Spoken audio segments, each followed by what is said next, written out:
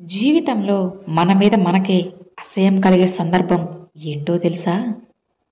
సమస్యలొస్తే రాని, సవాళ్లు ఎదురైతే ఎదురవని, ఓటమి తలుపు తడితే తట్టని, పోయేదేముంది, నిలుద్దాం, పోరాడుదాం, గెలుద్దాం. ఖచ్చితంగా ఏదో ఒకరోజు మనకంటూ మన జీవితం ఉంటుంది. అసలు మన మీద మనకే అసహ్యం వేసే సందర్భం ఏంటో తెలుసా? మనకు మన మాటలకు విలువ ఇవ్వని వాళ్ళకి మన మనసులో చాలా ఉన్నత స్థాయిని ఇచ్చినప్పుడు అప్పుడు మనకే అనిపిస్తుంది, మన మీద మనకే అసహ్యం కలుగుతుంది. అసలు నేను ఎందుకు ఇలా ఉన్నాను అని మనల్ని మనమే తిట్టుకుంటాం కూడా. రెచ్చగొట్టే వాళ్లకు, చిచ్చు పెట్టే వాళ్లకు నువ్వు ఎంత దూరంగా ఉంటే నీకు, నీ జీవితానికి అంత మంచిది. ఎదిగిన చెట్టుని నరికేయడం చాలా సులభం, కానీ అదే చెట్టు పెరిగి పెద్దది కావాలి అంటే ఒక జీవితకాలం పడుతుంది. అలానే కోపంతో ఒక మాట అనేయడం సులభమే, కానీ క్షణకాలంలో జారే ఆ మాట జీవితాంతం ఉండాల్సిన ఒక బంధాన్ని తెంచేస్తుంది. జాగ్రత్త. మనం మాట్లాడితేనే మాట్లాడుతున్నారు అని అనుకున్న బంధాలను వదిలేయడమే మంచిది. ఎందుకంటే అక్కడ నీ బంధం వాళ్ళకి అవసరం లేదు అని అర్థం.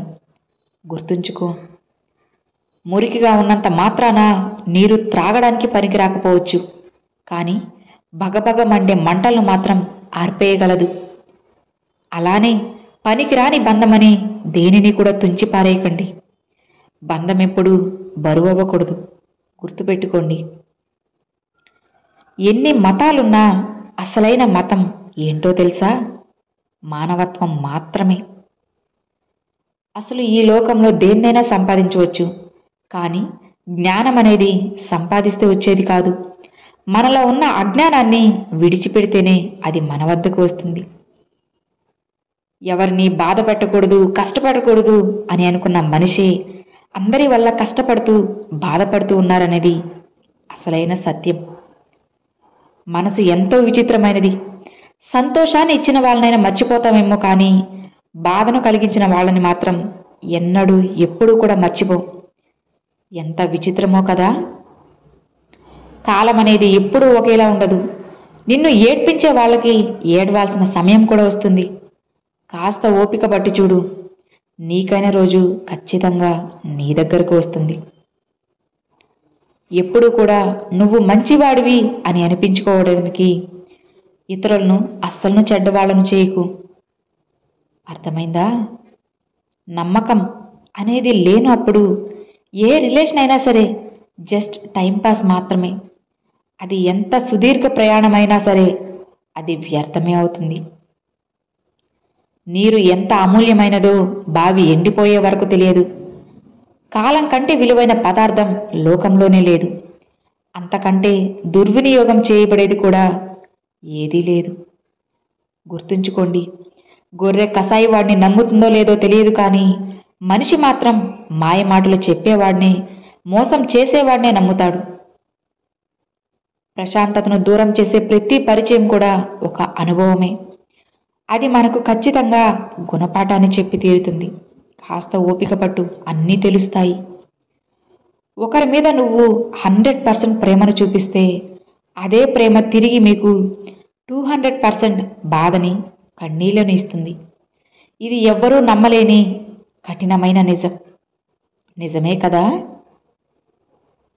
చిన్న చిన్న ఆనందాల విలువ చిన్నప్పుడే తెలుస్తుంది, పెద్దయ్యాక అస్సలు పట్టించుకోము. పుట్టిన చోటు కాదు, మనకి జీవితంలో పెరిగిన చోటే ముఖ్యం. మనం ఎలా పెరిగామో అన్నదే అందరూ చూస్తారు. గొడుగు అనేది వర్షాన్ని ఆపలేదు, కానీ మనం వర్షంలో తడవకుండా ఉండేలా చేస్తుంది. అలానే ఆత్మవిశ్వాసం అనేది గెలుపుని తీసుకురాదు, కానీ మనలో ఎలాంటి సవాళ్ళనైనా సరే ఎదుర్కొనే శక్తిని ఖచ్చితంగా ఇస్తుంది. నటించడం అనేది మనిషి నైజమేమో, అనుబంధాలు, ప్రేమలు అన్నీ నీటిపైన రాతలేనేమో. స్వార్థం నిండిన మనుషులే పైకి కనిపించే ముసుగుల వెనుక ఉంటారు. ముసుగు తీసి చూడు, అసలు నిజమేంటో బయటపడుతుంది. నీకు అవమానం జరిగే చోట నువ్వు నేర్చుకోవాల్సింది తిరిగి నిలబడే ధైర్యాన్ని, అంతేకాని తిరిగి అవమానించే గుణాన్ని కాదు. ఈరోజు నువ్వు ఒకరి పట్ల చూపే నిర్లక్ష్యం రేపు ఇంకొకరి నుండి అనుభవిస్తేనే నీకు అర్థమవుతుంది అది నీకు ఎంత బాధని ఇస్తుందో అని. అసలు మనిషిని బ్రతికి ఉండగానే నిలువునా చంపేసే 2 బలమైన ఆయుధాలు, ఒక్కటి అనుమానం, 2 అవమానం. ఇవి 2 జరిగాయి అంటే మనం బ్రతుకున్నా చనిపోయినట్లే. చినుకంత అనుమానం ఏ బంధానికైనా ప్రమాదమే. సముద్రమంత ప్రేమ ఉన్నప్పటికీ ద్వేషానికి, దూరానికి అదే మూల కారణమవుతుంది.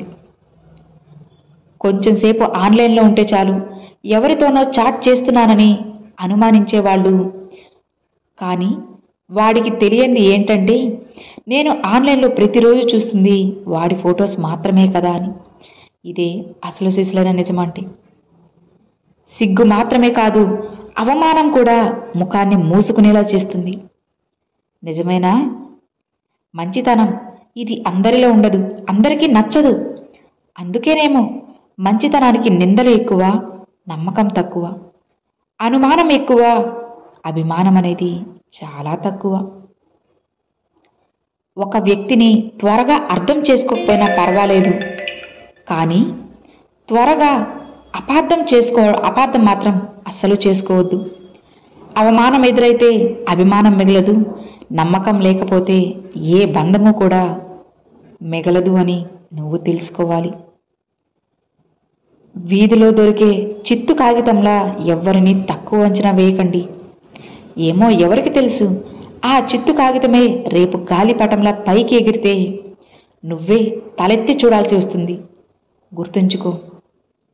ఏది లేకపోయినా సర్దుకొని బ్రతికేస్తున్నా కానీ అర్థం చేసుకునే మనిషి లేరని ఇంకెంతకాలం బ్రతకాలో అస్సలు అర్థం కావడం లేదు.